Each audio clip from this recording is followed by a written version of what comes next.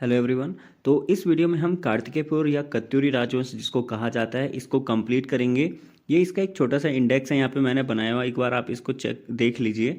ठीक है, इसमें मतलब कार्तिकेयपुर या कत्यूरी राजवंश में ना एक्चुअली तीन फेमसली जो वंश होते हैं वो आते हैं। ठीक है ना, तो उन तीन वंशजों को तो हम देखेंगे, लेकिन उनके अंतर्गत क्या कुछ था वो सारे नाम आप एक बार देख लीजिए, नहीं तो आप इसको देखते हुए कंफ्यूज जरूर हो जाएंगे, क्योंकि काफ़ी अलग और साउंड करते हैं ये लोग। ठीक है ना, जैसे सबसे पहले तो कार्तिकेय राजवंश में जैसे इसका संस्थापक बसंत देव था, यहाँ से हमारी कहानी शुरू हो जाएगी। बसंत देव का अज्ञातनामा, एक इनका बेटा होता है वो मतलब मिसिंग हो जाता है, इसलिए अज्ञातनामा उसको बोला गया है। ठीक है, खरपड़ देव, कल्याण राज, त्रिभुवन राज, ये सारे इसमें है। फिर निब्बर वंश आता है, इसमें इष्टगण देव, ललित सूरदेव, भूदेव, सलवणादित्य वंश, इच्छा देव, देशभट्ट, पदम, सुभिराक्ष, ये सारे के सारे यहाँ पे नाम है। और कार्तिक राजवंश के जो उत्तराधिकारी हैं वो उसके बाद हम थोड़ा इनको समझेंगे। ठीक है, फिर इसके बाद इसमें आपको मल्ल वंश, पाल वंश, ठीक है, ये सारी चीज़ें देखने को मिलेंगी। और इनके लास्ट में हम देखेंगे पदाधिकारी, सेना विभाजन, पुलिस व्यवस्था, सोर्स, ये सारी चीज़ें कैसी थी। ठीक है, इनका शासनकाल कैसा था, ये सारी की सारी चीज़ें हम यहाँ पे कवर अप कर लेंगे। चलिए वीडियो को शुरू करते हैं। ठीक, सबसे पहली बात कार्तिकेयपुर या कत्यूरी राजवंश। ठीक है, प्रारंभिक राजधानी कहाँ थी, पहले इसका एक ओवरव्यू देख लेते हैं शॉर्ट में। ठीक है, फिर हम किंग वाइज इसको शुरू कर देंगे। इसकी राजधानी कार्तिकेयपुर जोशीमठ में थी। इसकी दूसरी राजधानी बैजनाथ बागेश्वर में बड़ी, और तीसरी जो राजधानी थी शीतकालीन वो ढिकुली रामनगर में। ठीक है, इनकी भाषा संस्कृति और लोक भाषा पाली थी। ठीक, इस वंश के 14 नरेश हुए थे और उनके 9 अभिलेख मिले थे। 700 ईस्वी से लेकर 3 शताब्दियों तक कार्तिकेय राजवंश ने इसमें राज किया, और उत्तराखंड का प्रथम ऐतिहासिक राजवंश इसी को माना जाता है। ठीक, इनके अभी तक जो है टोटल 9 अभिलेख मिले हैं, और इनकी जो भाषा लिपि थी, मतलब लिखने की भाषा, वो कुटिला थी। ठीक है, लिपि जिसको हम बोलते हैं। ठीक है, जैसे हिंदी की लिपि होती है देवनागरी। ठीक, कार्तिकपुर शासकों द्वारा अपनी राजधानी कत्यूर घाटी में स्थानांतरित करने के कारण इन्हें कत्यूरी नाम से जाना जाता है। क्लियर है। चलिए, इसके 3 परिवार थे, बसंत देव, खरपड़ देव, निम्बर देव, और तीसरा सलवणादित्य वंश। ठीक, ये मैंने आपसे अभी कहा था ऊपर कि यहाँ पे जो है इनके 3 अलग अलग राजवंश भी हमको देखने को मिलते हैं। ठीक है, इस परिवार के 14 नरेशों ने उत्तराखंड तथा उसके पड़ोसी प्रदेशों में 300 सालों तक शासन किया था, और ये मूलतः अयोध्या के निवासी थे। ठीक, इनका जो इतिहास है वो बागेश्वर, पांडुकेश्वर, बैजनाथ के जो स्थान है, यहाँ से जो भी ताम्रपत्र मिले हैं, जो ताम्र लेख मिले हैं, उनके आधार पर ये डेटा यहाँ पे बनाया गया है। ठीक है, मतलब किताबों में था और वहाँ से मैंने इसको लिया हुआ है। ठीक है, चलिए अब यहाँ से कहानी पूरी डिटेल में शुरू हो रही है। सबसे पहली बात, जो यहाँ का संस्थापक था बसंत देव या बसंत देव वंश और खरबड़ देव वंश जिसको हम कहते हैं। ठीक है, बागेश्वर से प्राप्त त्रिभुवन राज के अभिलेख से ज्ञात होता है कि प्रथम कत्यूरी जो नरेश था उनका नाम था बसंत देव। बसंत देव एक शक्तिशाली शासक था। इसने परम भट्टारक महाराजाधिराज की उपाधि ग्रहण की थी। इसने जोशीमठ में नरसिंह मंदिर का निर्माण करवाया था। इसने बागेश्वर के समीप एक मंदिर को स्वर्णेश्वर नामक गांव दान में दिया था।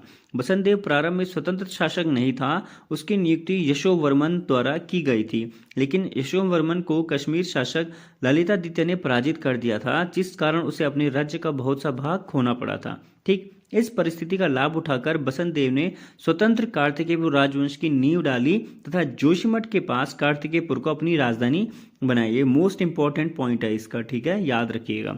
बागेश्वर से प्राप्त शिलालेख में इसकी पत्नी का नाम राजनारायणी देवी उत्कीर्ण हुआ है। ठीक है, उत्कीर्ण मतलब वहां पे किसी न किसी शिलालेख में लिखा गया है। ठीक, पत्थर पे लिखा गया मतलब।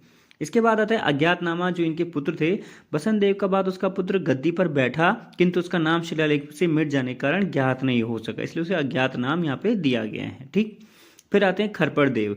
खरपड़ देव अज्ञातनामा के बाद बागेश्वर से प्राप्त शिलालेख के अनुसार खरपड़ देव का नाम आता है। खरपड़ देव को कार्तिकेयपुर राजवंश का वास्तविक संस्थापक माना गया है। ठीक है, संस्थापक बसंत देव है, लेकिन वास्तविक संस्थापक खरपड़ देव को बोला गया है। खरपड़ देव कन्नौज नरेश यशोवर्मन का समकालीन था। ठीक, कल्याण राज, इसके बाद शासक बनता है। बागेश्वर शिलालेख में इसकी पत्नी का नाम लद्या देवी उत्कीर्ण मिलता है। ठीक, इसके बाद त्रिभुवन राज आते हैं।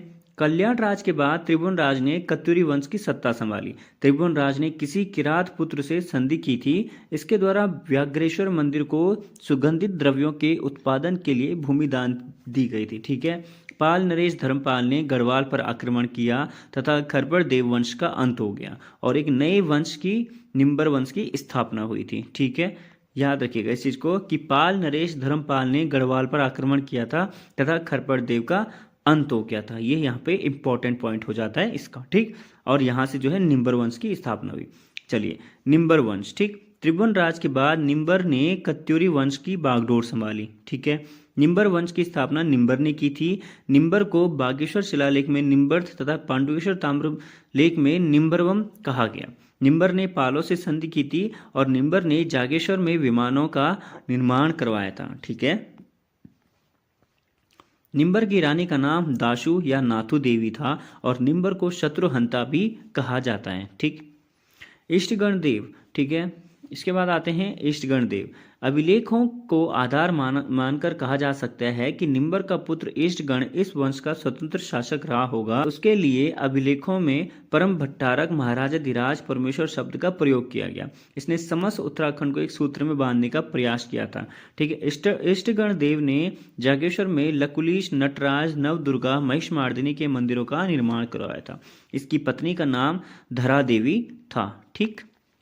इसके बाद आते हैं ललित शूरदेव, ठीक है। इष्टगण के बाद उसका पुत्र ललित शूरदेव शासक बना। ललित शूरदेव को कली कलंक पंख में मग्न धरती के उद्धार के लिए भरावतार समान बताया गया, ठीक है। ललित शूरदेव की 2 पत्नियां थी जिनका नाम था लया देवी और सामा देवी। सर्वाधिक ताम्र अभिलेख इन्हीं के शासनकाल के मिले हैं। इसके द्वारा अपने शासनकाल के 21वें और 22वें वर्ष में 2 ताम्र अभिलेख उत्कीर्ण कराए गए जो कि पांडुकेश्वर से मिलते हैं, ठीक है। नोट, पांडुकेश्वर ताम्रपत्र ललित सूरदेव का है जिसका लेखक गंगाभद्र है, ठीक है। भूदेव, इसे राजाओं का राजा कहा जाता था। इसने बैजनाथ मंदिर का निर्माण कराया। ललित शूरदेव के बाद भूदेव ने सत्ता संभाली। इसका जन्म लया देवी की कोख से हुआ था, ठीक। भूदेव परम ब्राह्मण भक्त था जिसने बौद्ध धर्म का विरोध किया था और बागेश्वर लेख भूदेव का है, ठीक है। उसके बाद आते हैं सलोणादित्य वंश, ठीक है। सलोणादित्य, भूदेव के पश्चात सलोणादित्य कत्यूरी राजवंश का शासक बना। इसकी रानी का नाम सिंधुवली था। इसे अपनी भुजाओं की शक्ति से शत्रु के व्यू को नष्ट करने वाला बताया गया है, ठीक। इक्षट देव को सलोणादित्य राजवंश का वास्तविक संस्थापक कहा जाता है। इसकी रानी का नाम सिंधु देवी था। देशठ देव की पत्नी का नाम पजल देवी था और देशठ देव को शत्रुओं के समस्त कुचक्रों को नष्ट करने वाला बताया गया। देशठ देव का प्राचीन ताम्रपत्र चंपावत के बालेश्वर मंदिर से प्राप्त हुआ है। पद्म देव, बाहुबल से समस्त दिशाओं को जीतने वाला बताया गया है पद्म देव को, ठीक है। इसने बद्रीनाथ मंदिर के लिए भूमि दान दी थी। सुभिक्षराज देव कार्तिकेयपुर राजवंश का अंतिम राजा था। इसने कार्तिकेयपुर से राजधानी सुभिक्षपुर तपोवन में स्थापित की। कालांतर में इसके वंशज नरसिंह देव द्वारा बैजनाथ में स्थानांतरित कर दी गई। कत्यूरियों द्वारा कार्तिकेयपुर से राजधानी परिवर्तन का कारण प्राकृतिक आपदा था, ठीक। अब आ जाओ इसके उत्तराधिकारी पे, ठीक है। कार्तिकेयपुर राजवंश के जो उत्तराधिकारी, सक्सेसर ऑफ कार्तिकेयपुर डायनेस्टी। जब से कार्तिकेयपुर वंश की राजधानी बैजनाथ स्थानांतरित हुई थी तब से कार्तिकेयपुर शासकों के संबंध में प्रमाणिक जानकारियों का अभाव है। जनश्रुतियों के अनुसार प्रीतम देव, धामदेव, ब्रह्मदेव तथा वीरदेव कार्तिकेयपुर वंश के शासक थे, ठीक है। कार्तिकेयपुर राजवंश से जुड़े कुछ फैक्ट्स हैं यहाँ पे, ठीक है। कार्तिकेयपुर राजवंश के काल में उत्कृष्ट कला का विकास हुआ था, ठीक। वास्तुकला व मूर्तिकला के क्षेत्र में उत्तराखंड का स्वर्ण काल था। कार्तिकेयपुर राजाओं के इष्ट देव भगवान कार्तिकेय थे।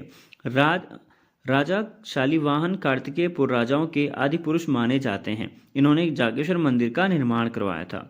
कार्तिकेयपुर शासकों के लोकहितकारी कार्यों के कारण कुमाऊं क्षेत्र में यह आज भी प्रचलित है कि कार्तिकेयपुर के अवासन पर सूर्यास्त हो गया और रात्रि हो गई।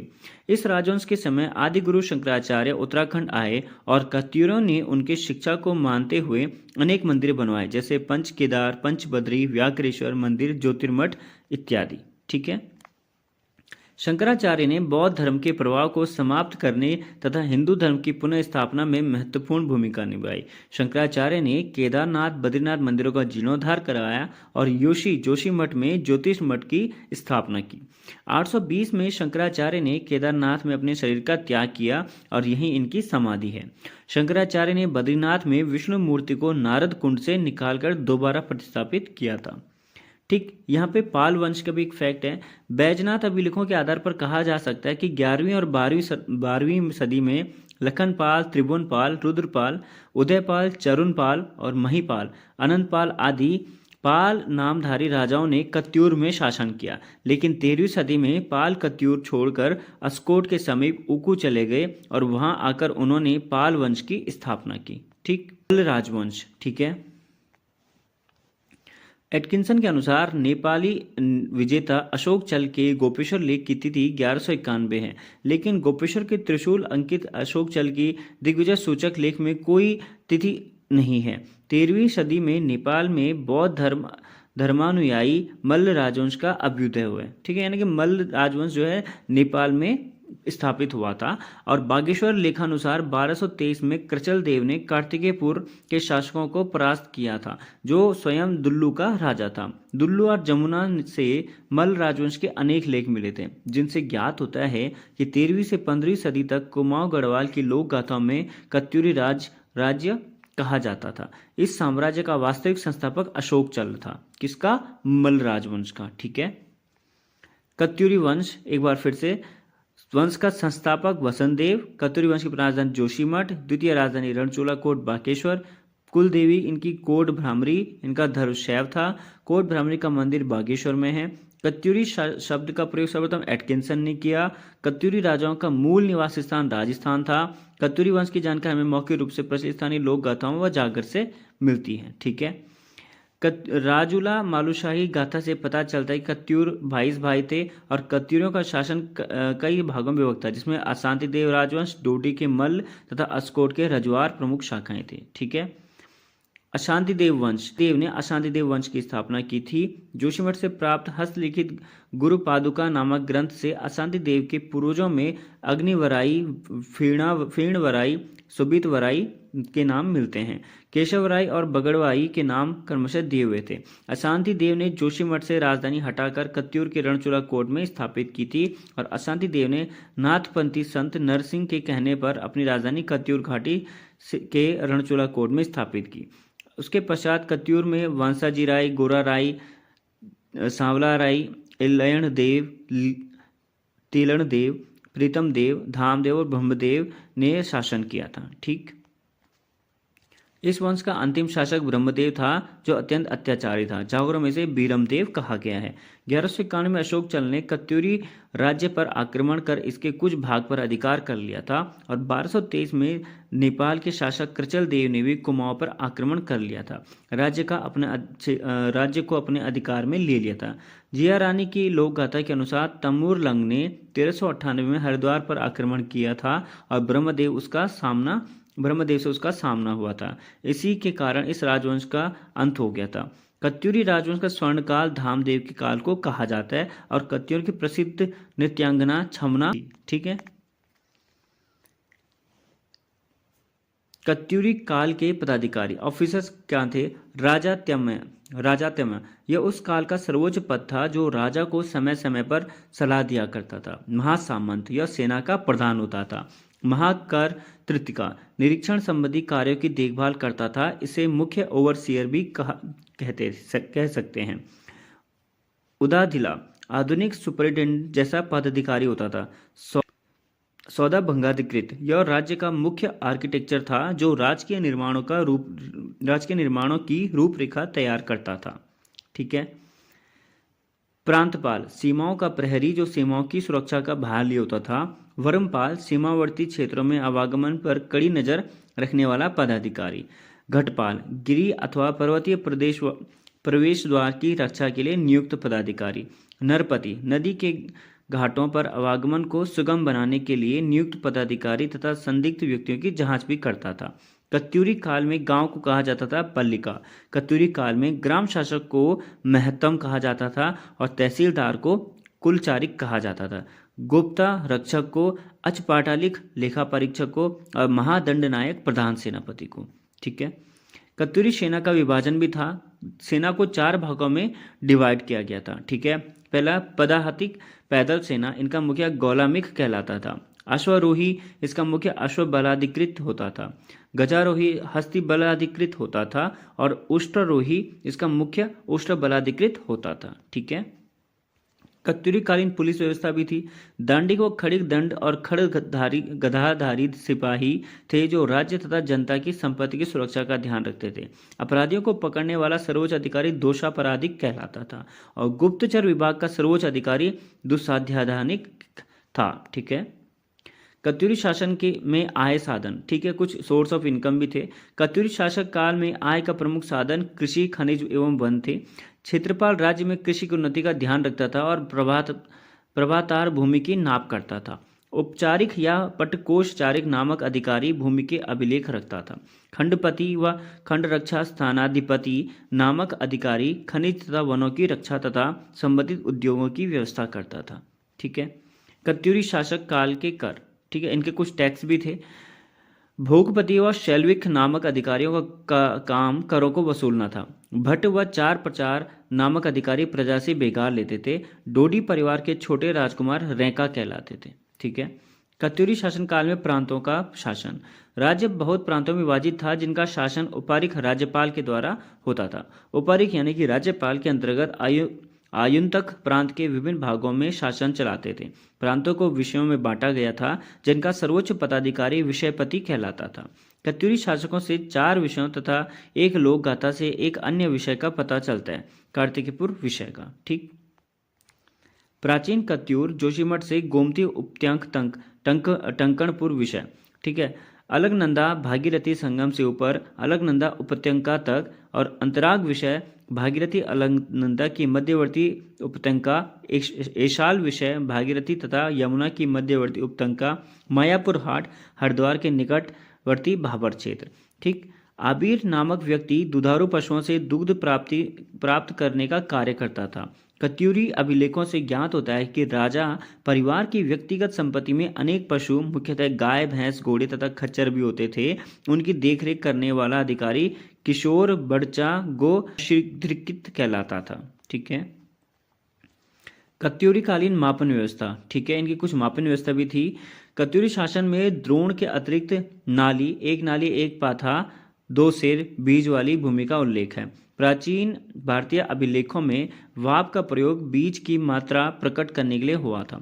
एक दोण प्राय 32 सेर के बराबर होता था। ब्रिटिश शासन काल में एक नाली को 240 वर्ग गज के बराबर माना गया था। इस आधार पर दोण माप जो है 3840 वर्ग गज के बराबर हुआ।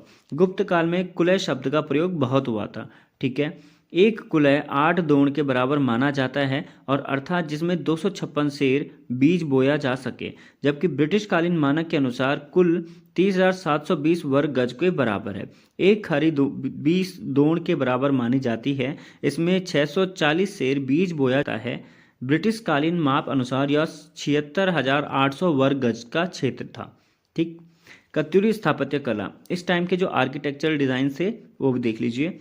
कत्यूरी शासन काल में स्थापत्य कला अपने चरमोत्कर्ष पे पहुंच चुकी थी। वास्तुकला व मूर्तिकला के क्षेत्र में उत्तराखंड का स्वर्ण काल था। कत्यूरी काल में मंदिरों का निर्माण काष्ठ एवं पाषाण दोनों से किया जाता था।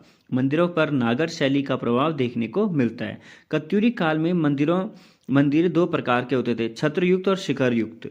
छत्रयुक्त मंदिर के उदाहरण बागनाथ मंदिर बागेश्वर, लाखा मंडल, गोपीनाथ मंदिर गोपेश्वर, केदारनाथ, बिनसर, रानीहाट, देवलगढ़, अल्मोड़ा स्थित नंदा देवी मंदिर आती हैं।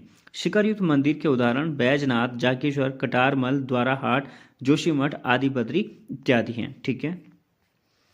द्वाराहाट का गुजर देव का मंदिर अपनी सुंदरता एवं स्थापत्य की दृष्टि से अनुपम मंदिर माना जाता है। कत्यूरी कालीन मंदिर की निम्नलिखित विशेषताएं देखने को मिलती हैं। नागर शैली का प्रचलन था। पाषाण एवं काष्ठ कला का प्रयोग था। छोटे एवं मध्यम आकार के मंदिर, स्थानीय पाषाणों का उपयोग। शिखर मंदिरों में द्विस्तंभ युक्त अर्ध मंडप। छत्र शैली के मंदिरों में अमला को ढकने के लिए काष्ठ निर्मित छत्र और तत्पश्चात कलश परिवार मंदिर समूह। राहुल सांस्कृत्यायन ने काली मठ में स्थापित हर गौरी मंदिर जो कत्यूरी काल की देन है से प्राप्त मूर्ति हर गौरी